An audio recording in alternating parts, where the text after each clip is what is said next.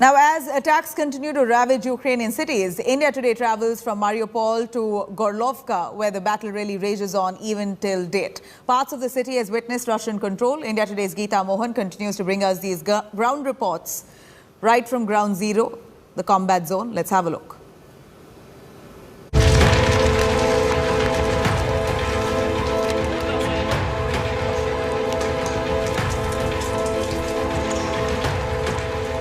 A city in ruins, out of food, out of water, out of electricity. India today is in Gorlovka, a city near Donetsk Oblast in eastern Ukraine. The war trail has taken us to Donetsk, to Mariupol, to Gorlovka. India Today is the world's first television crew to reach deep inside the Russian-controlled territories of Ukraine. The after effects of massive shelling here in Gorlovka. Shards of glasses now being removed by the residents. They're not leaving the city that has come under heavy shelling from the Ukrainian side. The windows broken, and now this lady over here, this old lady over here, is cleaning, tending to her garden. She's cleaning the glass, shards of glass, and what she says is that her flowers and her garden has been destroyed. A home, a garden that she maintains with much love, now absolutely destroyed, and so she's trying to retrieve whatever she can of the garden that is left, because they've just sown the seeds for the next season, and before the flowers can bloom, before the saplings can even be visible, there are glasses everywhere, shards of glass everywhere. Very sad sight, and you'll see this in the entire neighborhood here in most parts of Gorlovka that has come under heavy shelling. Non-stop bombing might have destroyed much of the concrete, but the city's soul is intact. Elena Vladimir, residing in Gorlovka for years, says she will rebuild her home. Все вычистили, цветов насажали. Ничего, вычистим, еще лучше насадим. This woman says that in 15 there was shelling here, they bombed everything, but they rebuild it again. So they put the flowers here and make this territory pretty. And now again the shelling and everything destroyed. But she says, oh, it's not bad, we will just repair it again. Hindi films Bollywood is giving Elena good company and keeping her spirit high even in these times of war. The song, Jimmy Jimmy. О, Джимми, Джимми, Ася, Ася, Индия, Радж Капур, люблю, не могу, всю жизнь люблю индийские фильмы. У меня столько дисков, Бобби есть, у меня много, да, Рам Шиам, Зита Гита.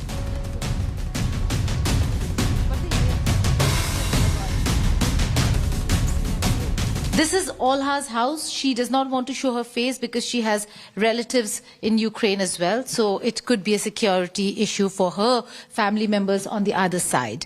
But she's here. This is her house, which was destroyed. You're seeing new bricks because they're rebuilding. That's how resilient this town has been of Gorlovka, because they've been suffering this for a while. Olha over here will explain what happened. Olha, what happened to your house?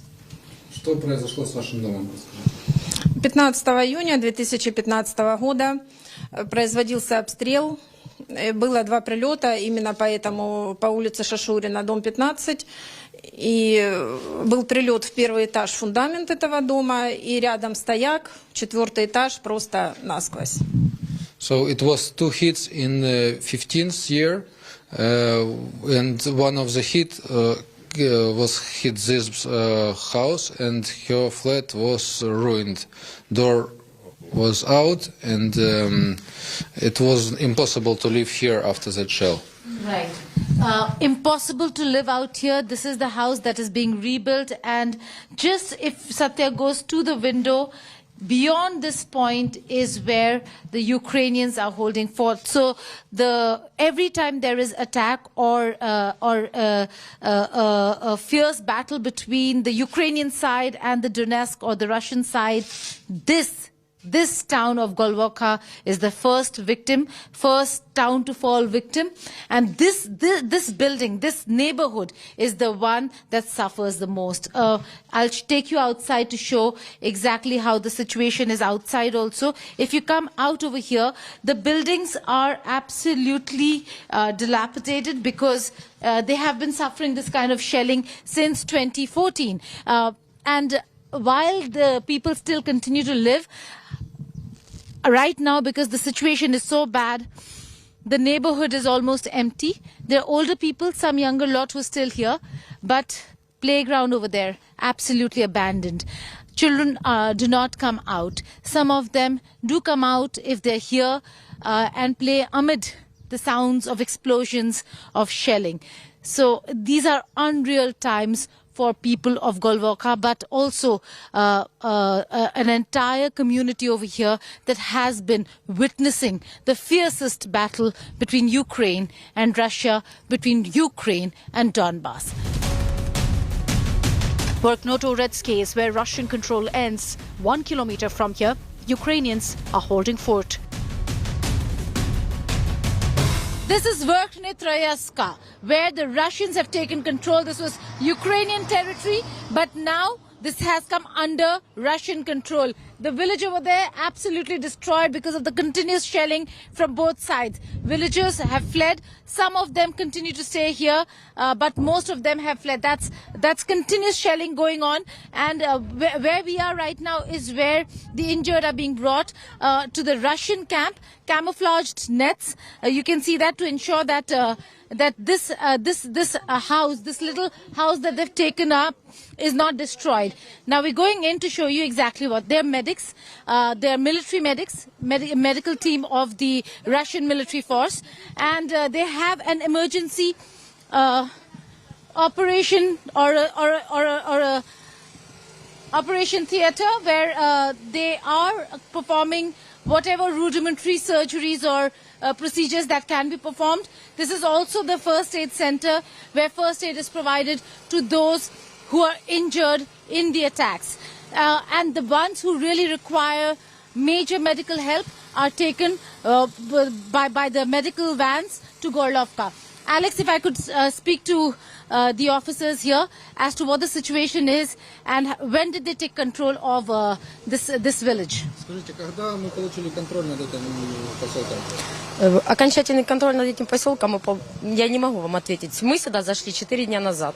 Именно медицина. Естественно, вы понимаете, что медики заходят тогда, когда фронт продлевается хотя бы на 6 километров вперед. So they got here 4 days ago, and this is a medical group.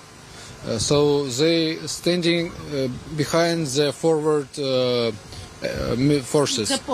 So we will bring you all the reports from the forward posts over here, but this is the last position, the latest one that the Russian forces have taken control of. This was under Ukrainian control. Now the Russians have taken control of this area, and it seems like the villages over there are absolutely destroyed, but people not willing to leave.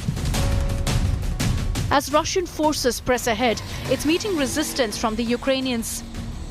The theatre of war has shifted from Kyiv to eastern Ukraine. This is the last post where the Russians now have taken control. This was on the Ukrainian side, Verkhnitsyevka, where the Ukrainians had control. Now it is absolutely under Russian control. The village absolutely destroyed. We're being told there are only 30 civilians who are still there over here. Most of them old who do not want to leave, but only 30. The rest have fled to safety either on that side or this side. Shelling ongoing from both sides, trying to regain control when it comes to the Ukrainian sides, trying to keep control when it comes to the Russian sides. Mortar shelling visible in all houses that are absolutely destroyed. There was a mortar shell that fell on this house as well, where we we are standing right now. But it seems like this is going to continue because this is the last position for the Russian side, a critical one at that. In areas where Russian forces have taken control, it's confiscated machine guns and ammunition from the defeated Ukrainians. This is one of the homes where the Ukrainian forces had placed their machine gun. You can see the remnants, the pellets over here, and the action here on the door. So there are a few homes over here which were being used by the Ukrainian forces to base themselves out of, and the action against Russian forces were being carried out from these very places. So some of the homes over here had a huge stash of ammo, and that ammunition has been confiscated by the Russian side while the Ukrainian forces withdrew and went back to the positions that they're in now. A lot has been said about the Ukrainians' love for their motherland and their resolve. The same holds true for the Russian troops. India today met a soldier couple in the war zone. They've left their 5-year-old at home to fight what many are calling Vladimir Putin's war. On the front lines, fighting with the forces to take as much territory as they can. They're ensuring a DPR Russia win, and we'll have to wait and see how the Ukrainians react. There are young couples, young forces, young women fighting the forces on the other side as well. But this is a young couple fighting from this side. Tanks moving to the front line over here. We've seen this continuous action, continuous movement of tanks that have been moving from Gorlovka and other areas up to the front line. This village now has been taken and is under Russian control. Those are Russian military personnel and forces who are now moving to the front as and when they require more ammunition, more backup, more support. You'd see this road being used to go up to the front. Russia sending reinforcements, including T-64 tanks, to the region. Moscow is determined to hold on to their hard-won gains in the last few days. We are right at the border areas. Now the forces over here, Russian forces, preparing to go to the front. You can see that they are arming the tanks with the ammunition, the weapons that are required. And over there are two more tanks. This is a T-64, and they're readying themselves. They soon will be going to the front. You see all of them. They were taking a break, and now the forces over here moving ahead. There you can see they're all going. They're all going to the front line. This is an area in Golvanaka. We are again being told not to disclose locations, so can't show the buildings around. Satya is keeping it very specific to the tanks that are here and will be in motion very soon. They are going to go to the villages that have been captured where we were reporting from. The commander who's commanding this convoy of tanks, Sergeant Ilya. Sergeant Ilya, thank you for speaking with India Today and Aaj Tak. Where are you headed? We see you're preparing. Where are you headed right now? Don't want details, but just about the fact that the border areas that they're trying to capture. Не нужны детали, но скажите, куда вы направляетесь, то есть какие у вас примерно задачи стоят, то, что можно сказать. Задачи стоят Новобахмутовку, отбить сейчас, как бы вернуть ее нам, то, что нам положено, и нашу территорию. So they going to Novobakhmutovka village, which is in the territory of Donetsk People's Republic. It must be so they're gathering to take it back now. What are the challenges that they're facing as forces? Are there any challenges that they're facing? Какими проблемами вы встречаетесь как подразделение? Проблемы со стороны Украины? Ну, вообще, то есть какие у вас... Operational challenges. Да, технические какие трудности, то есть как это... Технические трудности, да, в принципе, никаких, только машинки старые, уже уставшие. Приходится их самим заниматься, их там подкручивать, там всякие патрубки, со временем уже стали протираться и так далее, то есть... So the only problem they meet is the old technique, and they need to repair it seldom. Because these are the T-64s and not the T-90s, which are the latest tanks of the Russian forces. Да, это Т-64, не Т-90, которые... Конечно, это 64-ки, которым уже лет 50 им точно. So at least these tanks are 50 years old. They're 50 years old, but why do you think Russia thinks it's okay for a T-64 to fight Ukrainians? Do you think they do not require more power to fight the Ukrainians? Is this enough? Вопрос такой, хватает ли Т-64 для украинцев? То есть, может, нужна техника лучше или достаточно этой? Ну, пока мы справляемся с этой, у нас есть 64-ки, 72-ки, у нас, в принципе, вот в батальоне 40 танков, поэтому мы потихоньку справляемся с этой проблемой. So they have 72, T-72 and T-64, so this is enough for them, as he says.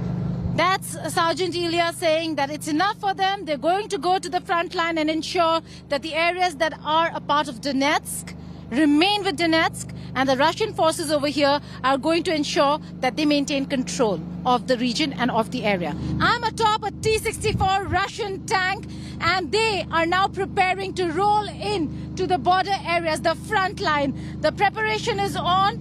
The weapons are being placed, ammunition being placed inside the tank. They were taking a break, but now they're preparing themselves to go to where we're coming from.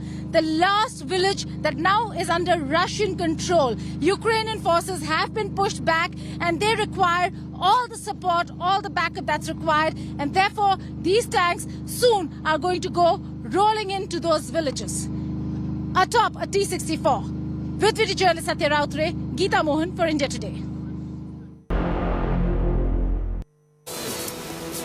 Now, dangerous nuclear escalation by Vladimir Putin over European skies has now come to light. Sweden has now revealed that earlier this month, Russian bombers armed with nuclear warheads entered European Union airspace before being intercepted by Swedish fighter jets. Swedish media reports 4 of Vladimir Putin's Sukhoi warplanes swooped in over the Baltic towards the island of Gotland in the Baltic Sea. Now, 2 of the bombers were identified as Russian Su-24s, which were found to be carrying nuclear warheads. They were escorted by 2 jets, possibly Sukhoi 27s. The Su-24s bombers, as seen in the images here with the single stabilizer tails, were the ones armed with nukes, as per Swedish claims, and European and Australian media reports reporting alike. Now, the 4 Russian jets were intercepted by 2 Swedish JAS-39 Gripen aircraft, which forced them to return. Russia's move is now being seen as an intimidation tactic to arm twist Sweden after it pledged military aid and anti-tank weapons for Ukraine.